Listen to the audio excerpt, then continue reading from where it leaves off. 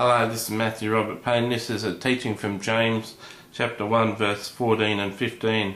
But each one is tempted when he is drawn away by his own desires and enticed. Then when desire has conceived, it gives birth to sin, and sin, when it's full grown, brings forth death. First of all, there's stages in temptation. There's stages in sin. First of all, we're tempted and we're given a desire. Now, we can be given a desire. For instance, a male, for instance, could see, a raunchy R-rated DVD or a worse DVD on a bookshelf of his roommate's collection of DVDs, and his roommate can say he's going staying at a friend's place that night and won't be back for 2 days, and when he's gone, that desire can spring forth and remember that DVD and go and put it in the DVD player. When you give birth to the desire, when you act on the desire, then sin comes and you commit the sin. You turn the DVD on and the raunchy scenes start happening and the sin happens there and then. Every temptation, it says in Scripture that there's a course of action that we can take to escape every temptation. God allows us to escape every temptation. So there's a time when the temptation comes and we get the desire to sin. It's only when we do sin, it's only when we act on the desire that we sin. It's not anything wrong with being tempted. Getting a lustful thought in your mind, getting some sort of bad thought in your mind isn't necessarily a sin. Satan can place the lustful thought in your mind, and you haven't sinned with that thought appearing in your mind. It's when you meditate on that thought.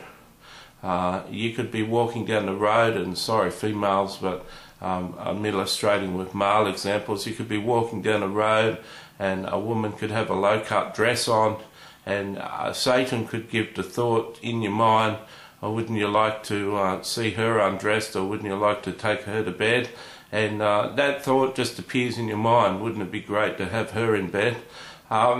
You didn't sin for that thought. Where you sin from the point of continuing to undress her in your mind, or thinking of strategy how you can ask her to your house and get her to come to your house and have sex with you.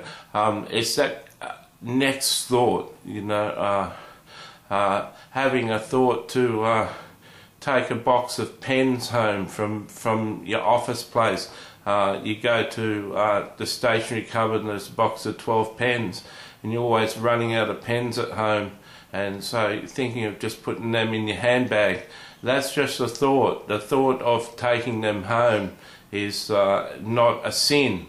What the sin is when you grab those packet of pens and put them in your bag. That's what the sin is. So we clearly established Satan can tempt us, and it's only acting on the temptation that creates sin, and all sin leads to death. Now, death normally represents eternal fire, it normally represents hell, but we can have a certain death come to our life. We can do certain things that cause a certain part of our life to die, and we can numb ourselves in certain ways scripturally to the presence of God and other things in our life. We can numb ourselves from blessing if we continue to act in the wrong way.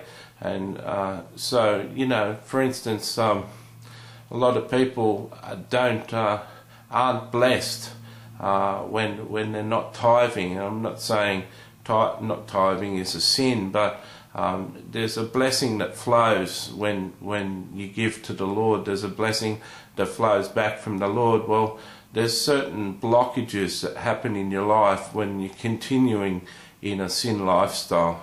Downloading free music off the internet will curse your life, and there's certain curses which is a form of death that can be apparent in your life when you're practicing sin.